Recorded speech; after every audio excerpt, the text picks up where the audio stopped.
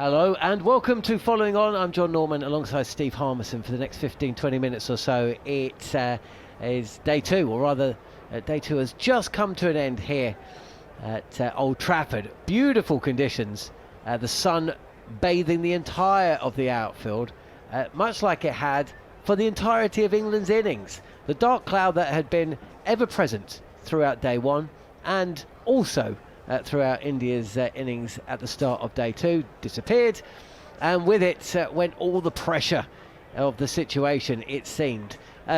We can go through what happened today, Harmy, but let's start off with India. I don't want to necessarily start with a negative, but boy oh boy did they bowl badly when their batters had batted for a long time to seemingly set themselves up into a position of relative strength. 358 over the course of 114 overs, but within 14 overs England was 77 without loss and over the hill.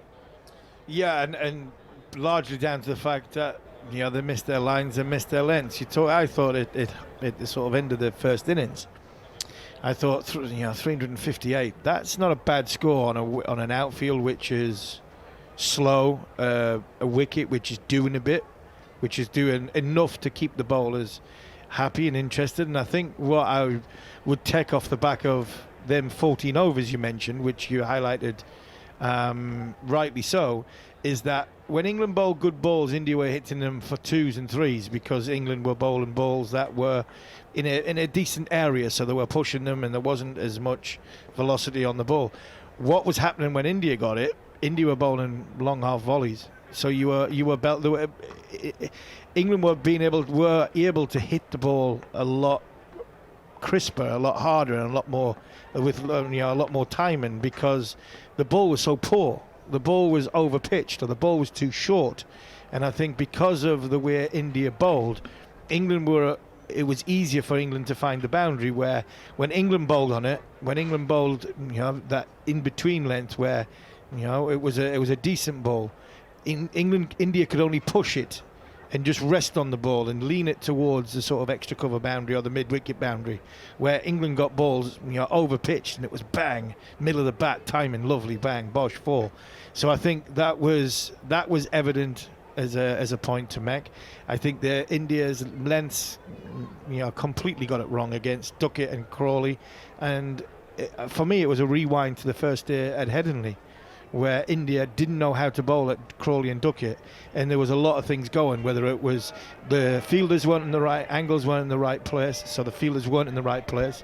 They were too deep, and when you're too deep they were getting singles, and when they were bowling good balls they were being able to still rotate the strike, and that was putting the pressure on the bowler, and that was the challenge that India bowlers had, that once you bowled a couple of good balls in a good area, but you were still getting a single, they were bowling the wrong ball to the wrong batter, the wrong length to the wrong batter, then they were getting punished in the over. And I think, if you remember back, just to highlight one over, you said it because I was on commentary with you, you said Shardul Thakur's first over of this game, it actually wasn't a bad over, but it went for 7. And it went for 7 because they given easy. This fielders went on the toes. There was an easy single given away to Zach Crawley, and Ben Stokes belted him through, I think, mid-wicket for 4. Then he clipped him for 2. And you're going, well, that for me was symptomatic of what the India bowlers were like to the likes of Crawley and Duckett. 42% of Ben Duckett's runs came backward of square on the leg side, and even Jasprit Bumrah was bowling essentially a fourth stump line, but the wrong side. Not a good fourth stump line, a minus 1 stump line. It wasn't the kind of pitching it on the pads, and if the batter misses, that he's going to be given LBW. It was an incredibly bad start, which you can understand from Cambodge, who's on debut. And look, as you've often said, they're not robots out there. Fast bowlers can't just turn up and do it every single time. But boy, oh boy, Jasprit Bumrah didn't do it first time. Came back late in the day with a good spell. Could have got Joe Root right with 10 minutes to go, but didn't. And there we are, 225 for 2. If you're just listening to us, you're not sure what happened. 225 for 2. England 46 overs in. It took India, as I say, 114 overs to reach 358. So England trailed by 133. Top line, Duckett, 94. Crawley, 84. First wicket partnership of 166 in just 32 overs. But it was all set up by the bowlers, really. And a first fifer for Ben Stokes in 8 years, which is around the same time it's taken Liam Dawson to play Test cricket. Yeah, it was a brilliant bowling performance, backed up by the fielders, because I thought the fielders, took their catches. Yes, it's their job too, but there were some good catches took. I spoke to Ben on the field this morning. He was berating about not the surface, just the slowness of if I get an edge, I expect it to carry, and there was a lot of edges that didn't carry in this contest, but Ben kept going and he bowled some absolute beauties. I think it was either the Thakur wicket. I think it was the Thakur wicket where he nicked him off, or was it Cambodge that got nicked off? Was an absolute peach. It was a real brute of a delivery to get early on in your innings. But look, Ben Stokes, a lot's been talked about his body. He looks fit. He looks $1 million. He's been head and shoulders the best bowler for England throughout this series, and that's good signs going forward. He's bowled more overs in this series so far than he has in any other series. He's taken more wickets. Yeah, he's got 15, or he's got more wickets. He took 4 for 66, and it took 5 wickets at Leeds, just the 1 wicket at Birmingham, 5 wickets at Lords, and 5 wickets already. Yeah. So essentially 5 wickets in the first test, 5 wickets in the third test, 5 wickets in the fourth test, with the promise of more to come. And he's gone past you. He's gone past me. He's gone past Flintoff when he joined such an illustrious group today that with, was it 5 fifers or 10? Was it 10 centuries and so many fifers? He's in with Callis, he's in with Surrey and Botham, and he's in with Garfield Sobers. Tells you not only the stellar career that Ben's had, but for me, them other 3, the importance they were on their teams and the impacts of series as them teams had from a success point of view. He is so vital when he is the all-rounder. He's been missing. He hasn't gotten a fifer for was it 7 or 8 years, and the reason because of his body hasn't been in a position to give him what he's given him now. And I think with a little bit of a couple of operations, a hamstring and the knee, a little lifestyle reset and change. Not only does he look good, I'm sure he feels good. And when he's bowling like that, I'm sure he feels when he walks back in the changing rooms, because he probably hasn't had this feeling for a number of years now, that when he walks into that changing rooms, he's back to being the main man. Joe Root's been the main man for 10, 15 years for England. Alistair Cook before him, Jimmy Anderson and Stuart Broad on the bowling front. But now Anderson and Broad have gone. We've needed an all-rounder to stand up, because we probably need that 5th bowling option. And that 5th bowling option now is probably our best bowling option at this moment in time. And that, for me, going towards what we go into end of this series into Australia, I mean, that could be the difference of us winning in Australia, and that's huge. T. Nichols says, why are the Indian bowling unit worse with Bumrah in the side? I mean, they have only won the 1 game when he hasn't played. Yeah, it's such a difficult one to understand. Do they all turn up in the games when Bumrah plays and goes, right, it's up to Jasper, he's our best bowler, we'll just let him have it? Because it seemed like that today, that all the bowlers that performed today really were so below par, and expecting Bumrah to help them out by getting a wicket, making a breakthrough, breaking the partnership, and then they sort of ride the crest of a wave of that. I really can't put my finger on it. But Siraj looks a different bowler when Bumrah's not playing, because he's leader of the pack. One thing I will say that I didn't mention before when we were analysing the bowlers, what on earth, I mean, Shubman Gill is doing, not bowling Siraj and Bumrah at the top and not having your opening bowlers.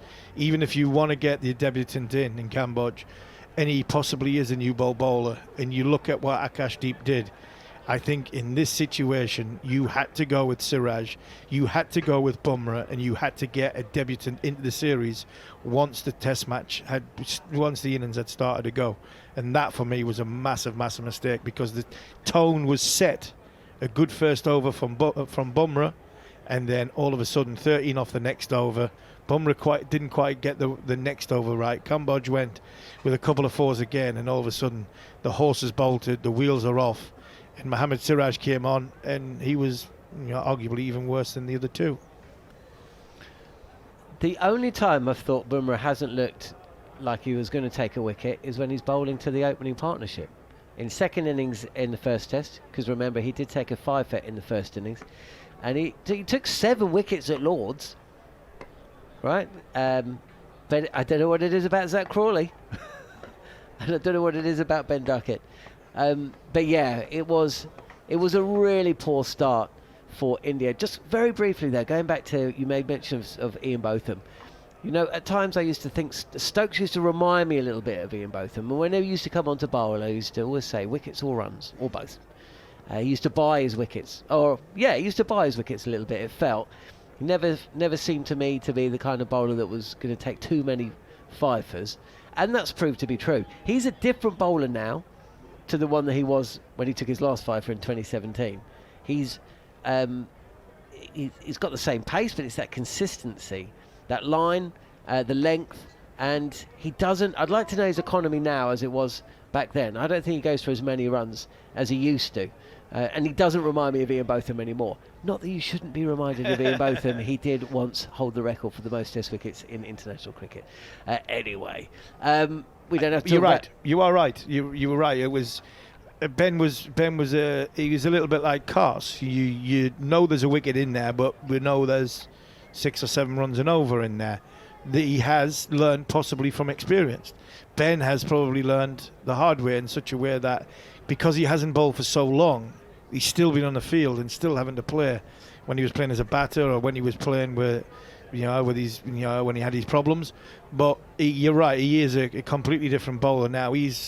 That's why I said during the first 2 tests, and I mentioned it to him this morning, that I was going to message him and say, look, if you're going to play an attack of Wokes, Tongue and Cast, which we did for the first couple of test matches, then you have to open the bowling because your natural ability is more suited with that new ball than the big 2 tall fast bowlers that hit the deck.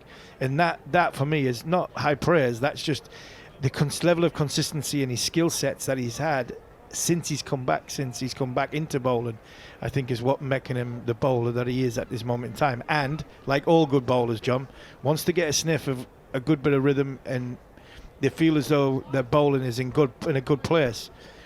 You have to keep going because there's a quiet patch around the corner, or there's a little bit of bowling when you're not in rhythm coming round the corner. So while this wave's going and it's going nicely, he needs to get on his surfboard and keep riding it.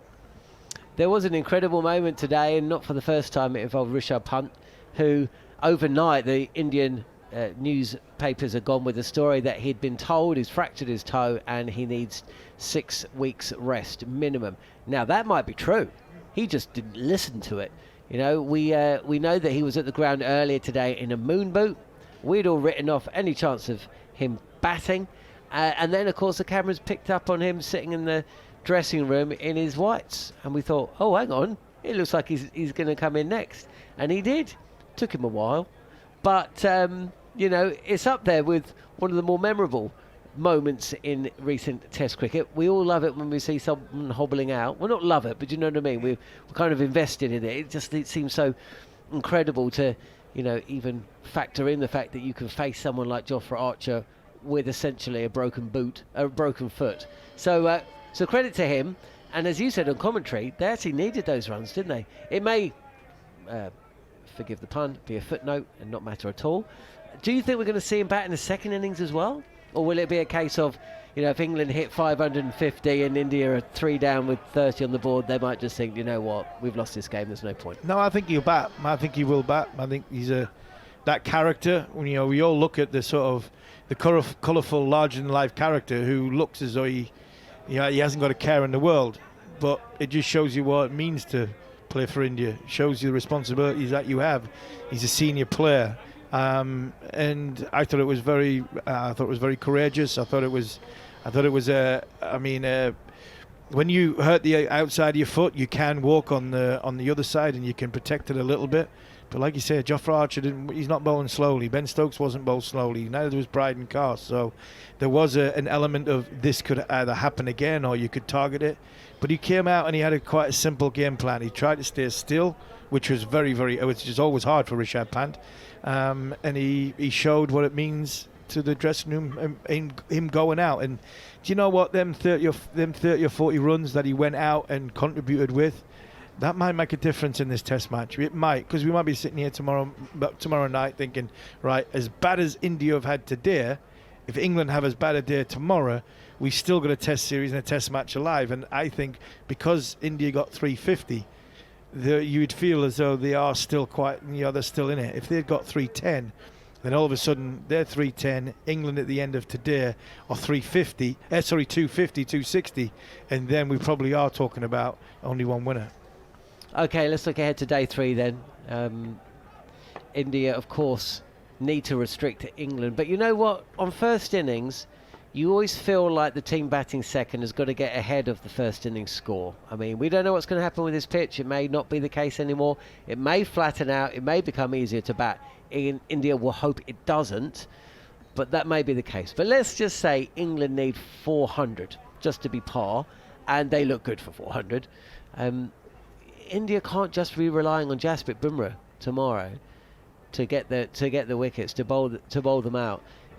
Of the other bowlers, who do you think is going to cause the England players the most problems on this track, or is it really going to come down to batter error more than anything? I think it could be a bit of both. It could be spin bowling that comes into the party and tries to create pressure. When you look at that, it's 225 for 2 or 46 overs. I mean, England are flying. You know, how do you get wickets on this? Well, England got wickets because largely down to the fact that Stokes and Archer, when they got their wickets, it was down to creating pressure from either end. Dawson did a job and held one together. So I think it'll have to come down to, can you stop England from scoring naturally, which they've found it very, very difficult tonight. And I think they only found it difficult because I had Crawley and Duckett, two different types of challenges when it comes to lines and lengths. I think they will have to be better at that line and length, and I think the experienced players are going to have to stand up, i.e., Jadeja and Bumrah. But I think there'll also be an element of, I think England can. The only team beats England from here, I think, is England, and that could be England coming out and kamikaze style losing a few wickets in a row. But I think by 3:30 tomorrow afternoon, England will probably be around about the 400 that you're talking about if they're still batting and still going. And if they're in a position where either Jamie Smith's still in or about to come in, then by 5:30 this series is over. Bumrah or bust? It probably is Bumrah or bust, but I think he's still going to need a little bit of help. Okay, well, look, we'll be back for day 3 here at Old Trafford. Myself, Harmy, Manners, JK, Jared Kimber, and also Siddharth Monga to bring you live coverage of the 4th test match, day 3, day 4. Will it go to day 5? I don't think so. I did say at the start of this test no, I don't think it was going to go day 5. I had a feeling. We shall see. But thanks for joining us on Following On. Plenty more to come tomorrow. But that's it for now.